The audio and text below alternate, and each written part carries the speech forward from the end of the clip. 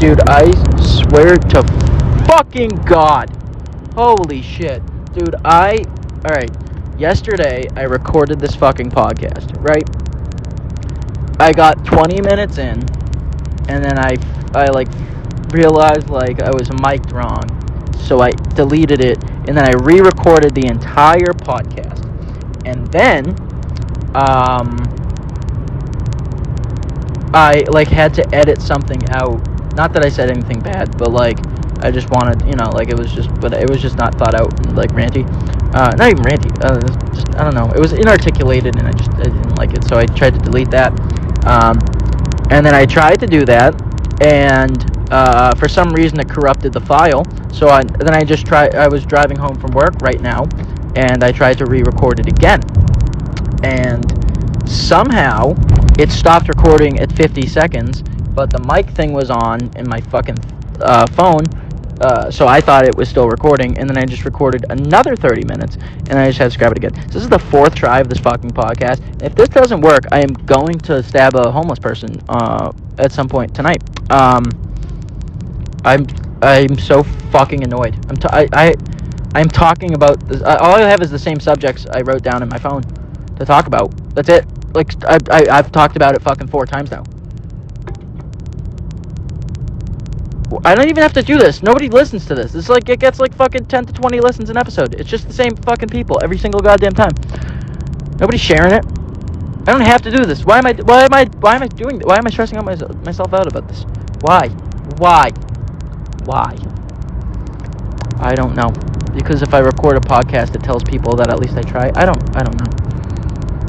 I mean, let's just be real. It's so if anything I ever do blows up, there's a catalog of things for someone to listen to. That's really why I do it.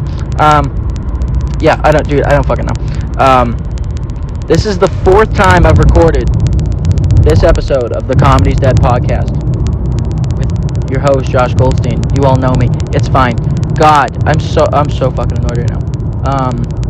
Yeah, I don't know. Welcome back. By the way, when I was editing the other day, I realized that, I breathe with my mic between every sentence because I have a deviated septum, and I can't get enough air in my nose, and I need to get a surgery. But when I went to get the surgery in 2021, they gave me the COVID test to confirm I could do the surgery 4 hours too early. So then I couldn't get the surgery, and then I had to take a rapid test right after that, and of course I was negative by that. Of course I got a false positive. Then they made me take another antigen test, and of course it was negative. And then they couldn't schedule the surgery for another 6 months out, and that happened to be right when the boys were touring, and I wasn't gonna skip Wrigley Field and Deer Creek to drastically improve my quality of life for the next fucking 60 years. Are you insane? Yeah, so I didn't do that, and now, actually, dude, I had a professionally taped set at a club a while back, and they couldn't use it because of how much I breathe through my mouth between words, because I can't same reason I can't run for more than, a fucking quarter of a mile, because it's just, I start hyperventilating because I can't fucking get shit in that quickly. It's fucking awful. I'm gonna get the surgery at some point, but yeah, that's annoying. I don't know. I was in such a good mood today, and then that happened. I've been in a good mood in general. So I was really stressed out. Cassidy, what's up, buddy? Sorry, my dog's in the backseat of the car, doing this while I'm driving home from work, because, that's free time, where I would just be listening to music. Yeah, I fucking,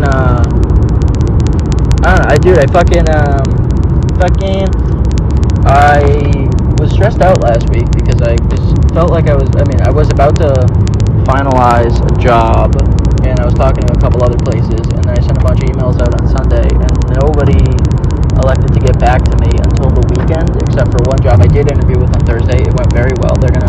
Sounds like they're gonna offer me, because they're just cross-checking my references right now, and the dollar amount they gave me was pretty high for what I've made in my entire life. It's like the last 2 years of my earnings in 1 year. It's kind of crazy.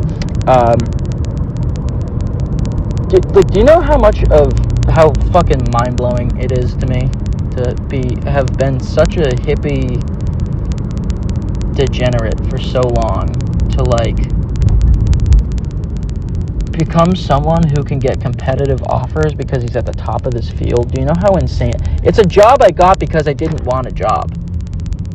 Literally, that's why I do this, is because I hate jobs. And somehow I'm going to be able to make a okay living.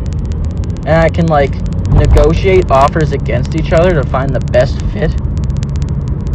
And live in a very expensive city without too much stress. What is happening right now? I don't get it. I don't get how I did everything wrong and was just enabled for like a decade. And somehow, everything has worked out in a very swimming way. Ain't life beautiful, folks? Yeah, so I'm fucking, I'm excited to fucking finish finding a job. That way I can make it 100% official. Not that it's not kind of official yet. Although the one that wants to, sorry, I had to burp. I had another interview with a new company yesterday, and it sounds like a really good job. It's the least hours of anything, but they're going to pay me more for more hours than most of the other places. But they want me to fly out to interview a second time, and I mean, with the budget for moving, I don't think I can afford that. So, I'm trying to be responsible here, but I do want to get this job, so it's kind of a tough gamble. I gotta figure it out. I don't know. The one I really want, they have to, they got back to me yesterday, so I gotta set up an interview this week. But I have a really tight schedule because I'm going to New York on Thursday after work. I got shows all weekend. They want to talk during the week. I don't know when I have time to do that. So that's fucking stressful as all hell. But yeah, I don't know. Things are looking fucking good. I did get this fucking, I'm gonna have to pause this in 1 second so I can get the coffee. As much as I've complained about Boston for so goddamn long, I was doing spots this weekend. Actually, you know what? Give me a second. Let me hold this thought so I can run in and grab my fucking coffee. Wait, it's done. I don't think it's done. No. Yeah, I don't know. I've for so long, all I've been able to think about is how much I want to leave Boston. And, now that it's actually happening, it's kind of hit me how much I'm fucking giving up.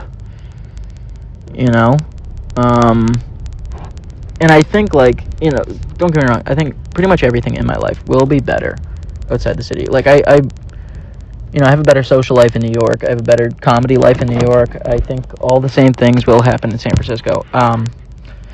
But I do think, I dropped out of college at 20, and then I hit my head, so I was basically locked in my fucking house until... Right, Cassidy, stop crying. Sorry, my dog's in the car. Hey, buddy. What's it called? Speaking of things that are going to be hard to say goodbye to, this beautiful fucking, this gal. Yeah. Fucking, I don't know. I mean, I started doing stand-up the day after my 21st birthday. And, that's kind of been... It's been my whole life, really. Besides, the months of a time I would go away on Grateful Dead tour. And, obviously the dogs, which I'm going to cry my fucking heart out. Every single dog I say goodbye to. I know I'm a sappy, emotional bitch of a guy, but it's going to break my fucking heart. I swear to God. I love those dogs. But yeah, I don't know. I was just doing stand-up this weekend, hanging at a show after. And, it just kind of hit me these people do mean a lot to me. They are... Some of them are some of my best friends. Some of them I hate, but some of them are my best friends. And, I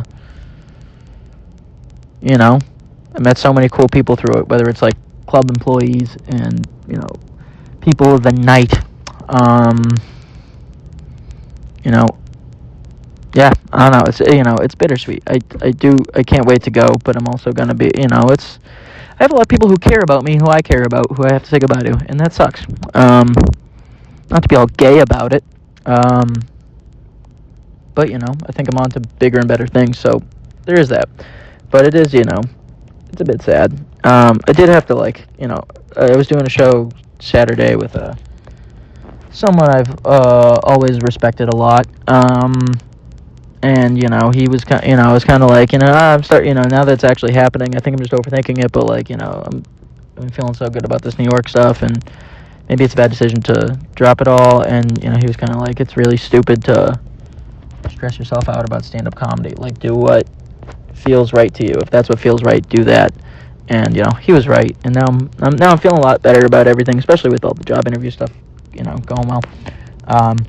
So it's good. But yeah, it's just gotta figure all that out. And I have 3 weekends booked in New York, so it's like I have very limited time when I'm actually fucking home to do stuff, and I'm dreading having to actually clean all my shit out, because I can't take everything.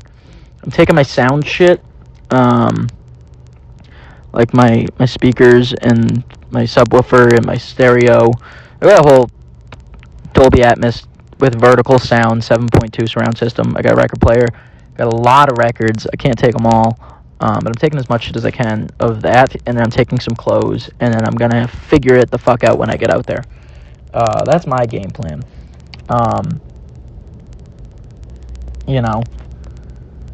fucking, I gotta figure out what I'm gonna do for a bed, Because on the one hand, women on the internet are very judgmental of men who don't have bed frames or headboards. But I like sleeping as low to the ground as humanly possible. I don't know how to explain it. What does a bed frame or a headboard do at all? At all. It doesn't improve your sleep quality. I sleep on one of those Japanese floor mattresses when I'm in New York, and it's legitimately the greatest sleep I've ever gotten in my entire life. It turns out having a ultra soft mattress is bad for you. It's really bad for your joints. It's literally just basically a mattress pad on the ground, and it not even the mattress itself, the top cover. It's basically essentially that on the ground, and it's my body feels so much better when I sleep on that. I don't know how to, but I'm afraid to get one of those and then bring girls home, and then they're gonna be like, really, you sleep on a fucking mattress pad? It's like, well, it's technically a Japanese floor mattress, but I like it. I have a platform bed now, and even then, I think that would get judged. What is wrong with you ladies? I don't know. Yeah, so, speaking of the nostalgia thing, dude, I'm getting so sad. I'm getting so wistful.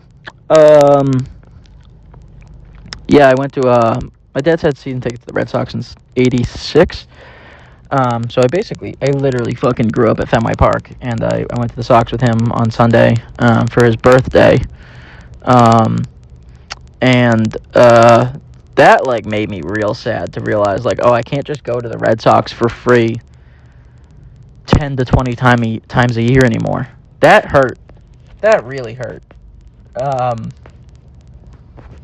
As much as I despise the current product that the Boston Red Sox are trotting out there, I love Fenway Park more than maybe any place on the entire world, besides a Grateful Dead show, obviously. It's gonna really fucking suck to not be able to go anymore, we lost. It was miserable, but it's still a baseball game at fucking Fenway Park. Got a couple dogs. By the way, when did Fenway start grilling hot dogs? My whole life, they just steamed them. And I like a steamed hot dog.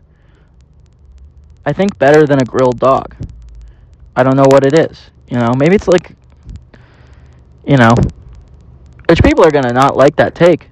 I don't know. It's something about, I don't mind a grilled dog. I like the char and, the texture of, the snap of that. But, I don't know. There's something about, the steamed dog. You get the real essence of the hot dog, and none of the extra of the char with a steamed dog. Also, they used to have spicy brown mustard at every single station at the ballpark, and now like you have to really search for them. So I got the dogs, and I had to put yellow on them, which I wasn't happy about. And then like I walked by like fucking 3 mustard and ketchup dispensers, no spicy brown. I was pissed, and I finally got to like my section. And of course, they have it right there. I was like, "Are you fucking kidding me?" So that's what I've been dealing with this week. You know, is just feeling a certain way about that, and then about moving, and then being really upset about the lack of spicy brown mustard at the baseball game. You know. By the way, just as a note, since I was talking about job interviews earlier, I am so fucking good at job interviews. It's insane. I've crushed every single one I've had. Really, my whole I think I've only not been offered at like 2 jobs I've ever interviewed for, which is kind of crazy. Granted, I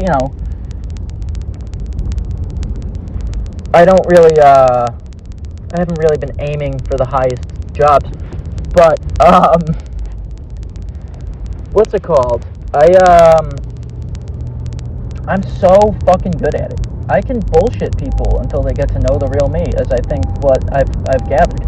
You know, it's like the same thing as dating. You know, I'm pretty good at picking up girls. It's once they get to know me well enough,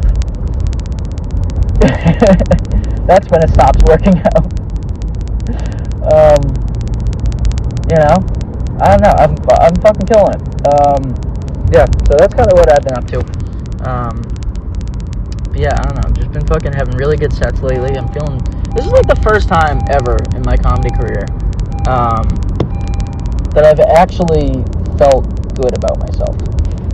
You know, like I was doing fairly well, in terms of like position in the scene for a while. But there's always people moving past you at different rates and whatever. It wasn't even that was upsetting me. It was just like it felt like there was like a feeling and like a thing I had in my head of what I wanted to be as a comic that I just wasn't able to attain yet. And I couldn't put it. I couldn't figure out how to get to that level. And I don't even mean like I should be famous. That's not what I mean at all. But yeah, I really feel like I'm the comic I want to be right now. And I'm just getting better and better. And it's like I'm here at this certain. It's really just been like the last 3 months. Since like January, I really I kind of had a down month in January, I think. I guess February and March, I really, I hit this stride.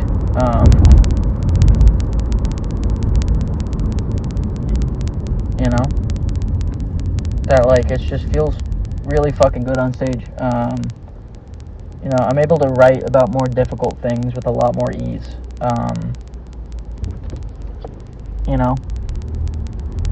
Kind of attain, I'm much more able to attain the things I want. And I don't know, it's feeling good, like I put together, I think I already talked about this a couple weeks ago, yeah, like I don't know, I've put together this like 1 10-minute set that's like all me going like real and, not intense, like I have a different 10-minute set that's more like the intense, dry one-liners.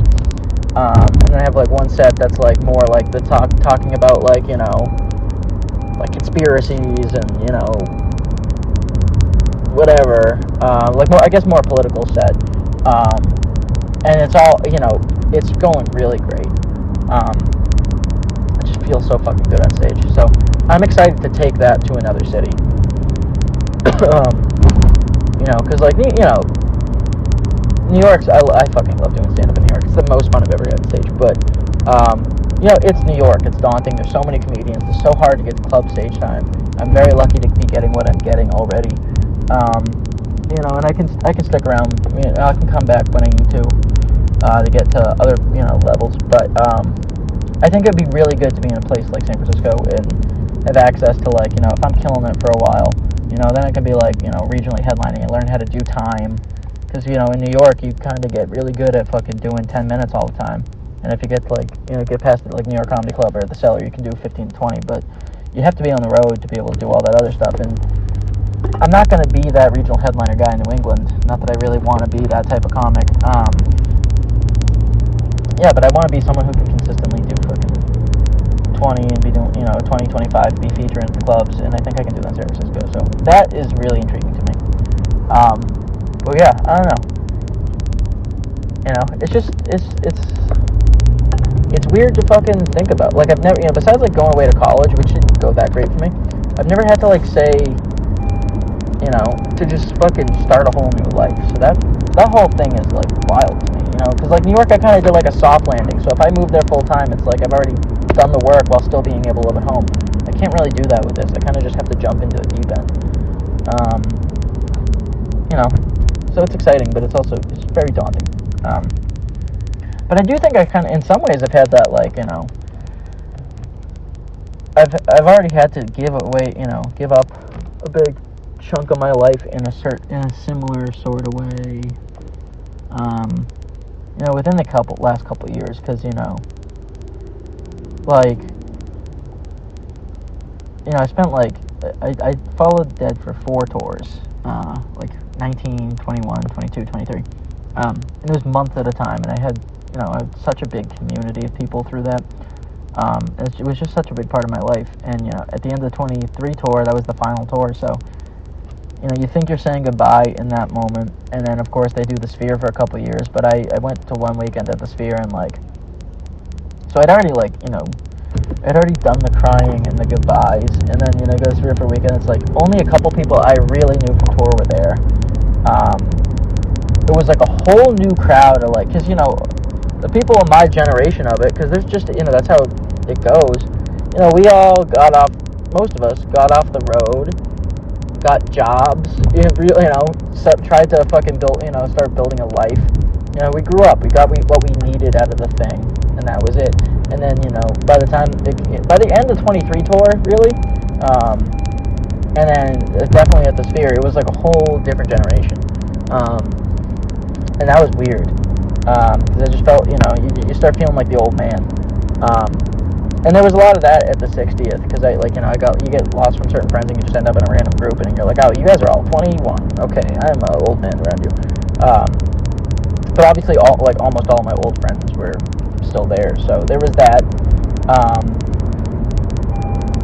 But, things had changed. A certain friend group kind of cut me out after stuff happened, which was really just someone they were close with got exposed for whatever, and I had tried to, and I was close to them too, but when someone told me some stuff had gone down, I tried to tell people, and they kind of brushed me off, and, I don't know, things have been awkward ever since, granted, they all had, like, group chat I wasn't in, and all that sort of stuff, so, I mean, there was that, but, I don't know, that part felt different, but, then, by that point, I'd already made different friends through different avenues through the same community, so,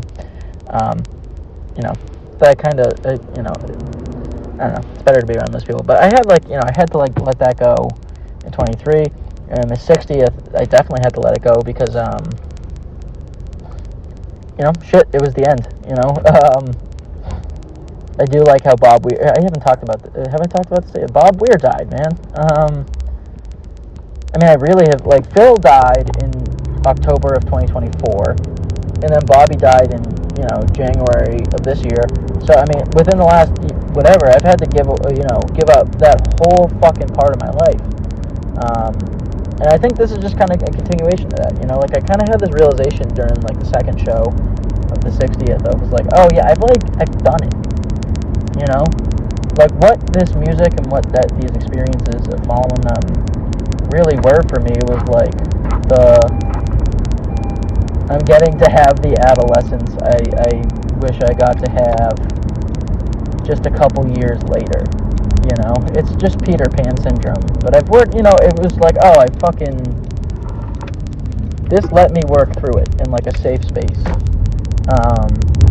to do that, because we're all in it for the same things, and we're all just trying to fucking sort it out, and, that's the point of taking psychedelics, and it's the best place to take psychedelics, and that's really what it's about, is just, we're all here, entering these vulnerable psychological states, and giving each other a place of, comfort and safety, and of, love to work it out in, and it did the job. I had the delayed adolescence I needed to become the adult I need to be, and I'm really happy with who I am now. I'm really happy with what I've worked through, and how I've gotten there. But yeah, that last week was like fucking. Is this still recording? Please still be recording. Please still be recording. Please still be recording. It's still recording. Right, come on, Cash. Sorry, I'm getting my dog out of the car. Go, buddy. 1 second. Okay. Okay, so let me take your leash off. Go, buddy. Good girl. Drink your water.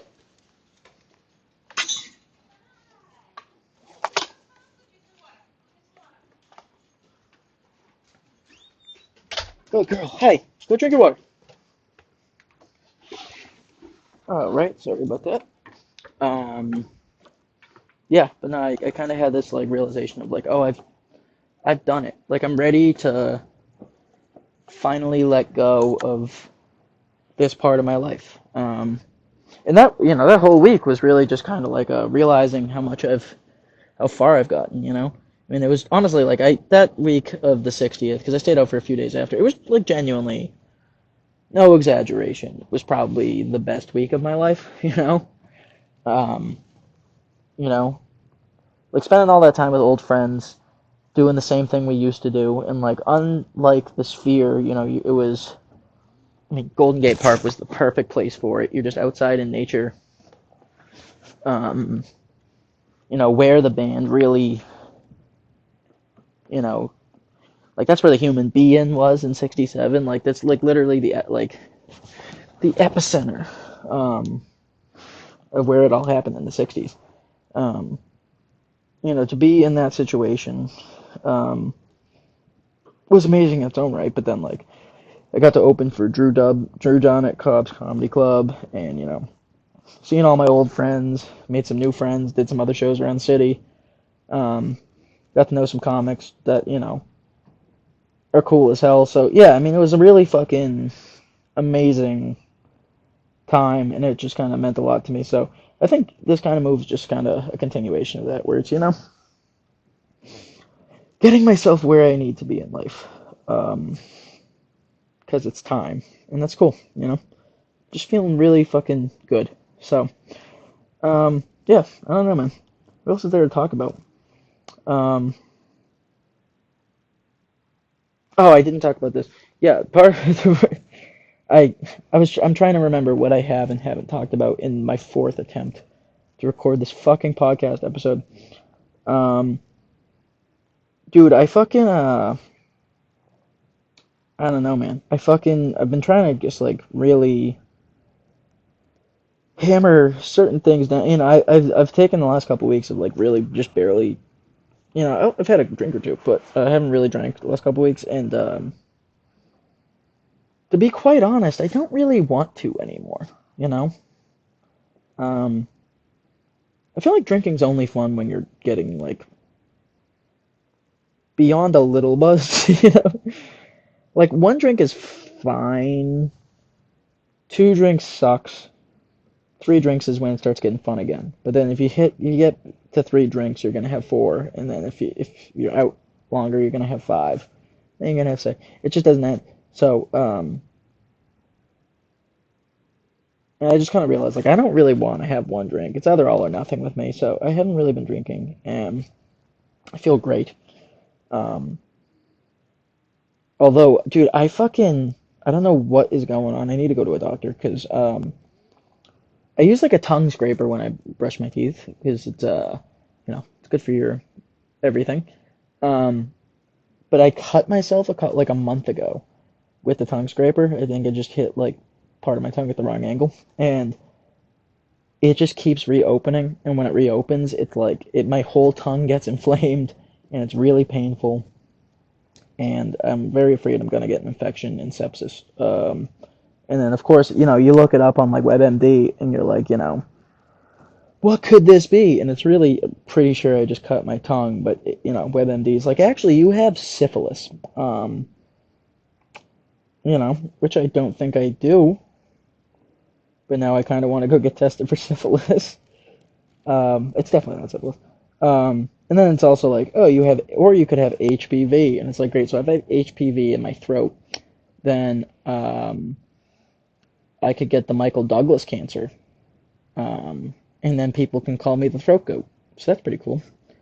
Um, but yeah, um, I'm like so worried. I feel fine now, but yesterday, like it literally doesn't hurt at all now. But yesterday when I woke up, it was like it was so excruciating. Like I literally couldn't swallow or speak without like being in excruciating pain. And now I feel fine today, and it's gonna feel fine for a couple days. And then I'm gonna brush my tongue or use the tongue scraper because I'm gonna want my breath to be nice. And then it's gonna reset the whole fucking thing. And that's happened for about a month, and I can't do it anymore. So I don't know what to do about that. Um, but um, yeah, just trying to get it all fucking together. Um, like I've been paying an app. I just got it, but it is $60 a year, and it just yells at me every time I open Instagram. That's basically what it does. It's just I you can set like limits for individual apps, and like it's literally the only app I use a lot. You know, like my screen time is gonna be high no matter what because I'm driving into work every day with my GPS on. And anytime you're listening to music or like a podcast, that also counts as screen time. So if you add all that up, like no matter what, it's gonna look high. Um, I also like to fall asleep with like a little white noise in the background, it's like a podcast or a YouTube video. Um, I can't have light from like I have to sleep in like pitch black, which makes it impossible to wake up with like blackout shades. I want to get those like electronic shades where like you set like an alarm and then the shade opens at that time. I think that would change my life. But I gotta look up how much those cost before I move because I'm going to get those if I can.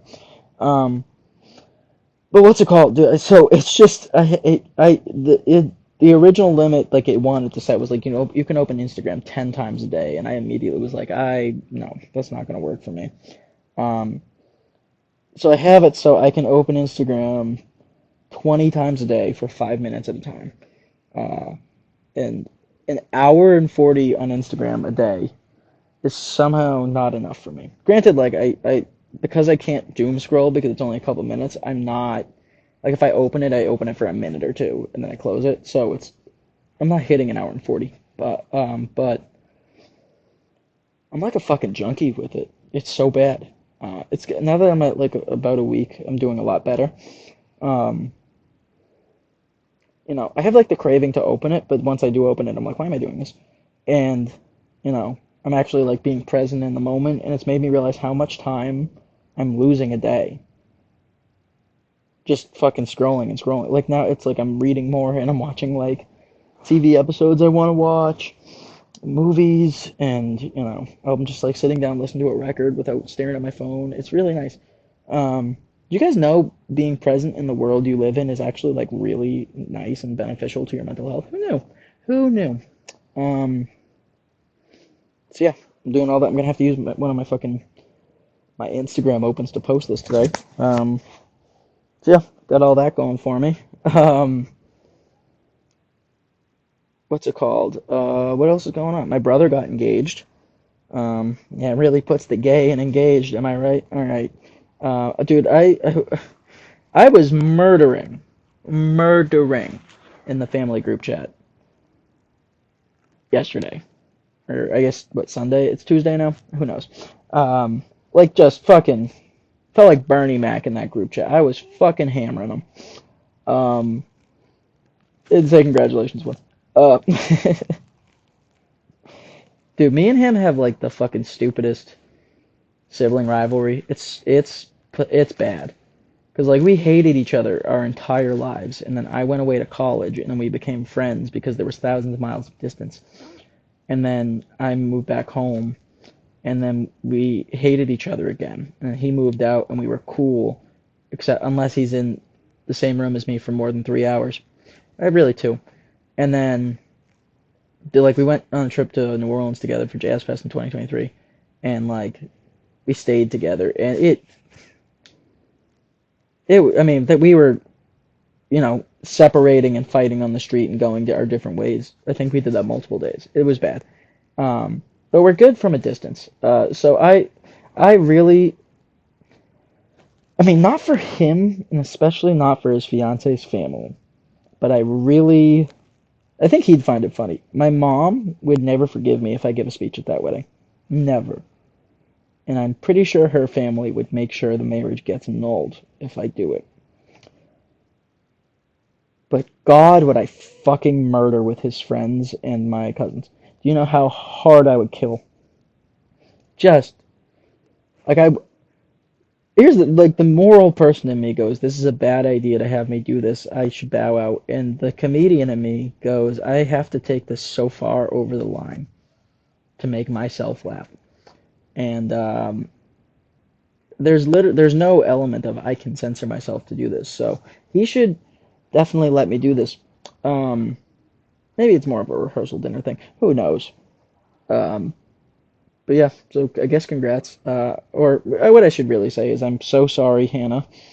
Um, I don't know why you would do this, and my condolences. But I'm glad somebody sees what I don't in him. So, yeah, no, congrats. Um, what's it called? What else is going on? I got I got tested for autism. Turns out AIDS. All right, that's a bad joke. Let's see. I have one more. I had a couple thoughts, but I forgot to write one of them down, so I forget what it is. Um, yeah. Yeah, okay. I could have sworn I wrote it down somewhere. Oh yeah, this is my last one. Because I'm already at almost 40 minutes, so I'm gonna call it. What's it called? I fucking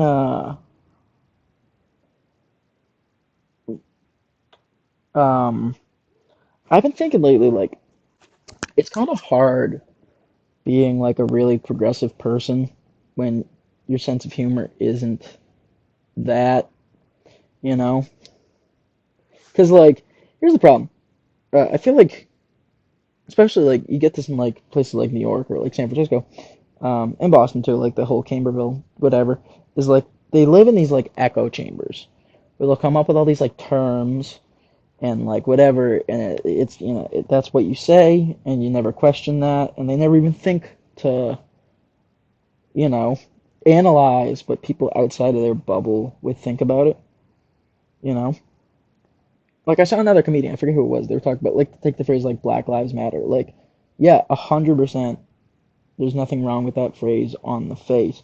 But if you're not filtering it through how it can be misrepresented, you know, like if you just changed it to like black people rule, I think this was the joke. I forget what their actual punchline was. Like nobody can argue against it in bad faith. But if you say something like Black Lives Matter, of course people can go, well, all lives matter. You're intentionally, which you don't think white people. And it's like obviously that's not what they meant, but you're giving them a leeway to do that. Like I feel that way with the phrase like gender fluid. You know, because like I know what it means and I can respect that. But anytime I hear the phrase gender fluid, I think, yeah, I'll give you some gender fluid, and I know that's like not okay. I know that's wrong, but um, it's very funny, and I can't stop thinking it because to me it sounds like you're identifying as cum, and that if you think about it, we're all technically gender fluid if that's the definition. We're just growing up gender fluid. Um, um, yeah, I think it's going to be a good stage joke. All right. Um, I thought I had more thoughts, but I'm blanking. So, and I've done this podcast 4 times, and I'm done. I'm fucking done. So, thank you guys for listening. Everybody have a good time with whatever you're doing this week. I'm gonna be in New York. I'm at the Grizzly Pear in on McDougal Street. I got it what 10 p.m. on Thursday, at midnight on Friday, and then a 6 on Saturday, and 8 o'clock on Sunday. So it's gonna be a busy weekend. I got to hopefully squeeze in that job interview.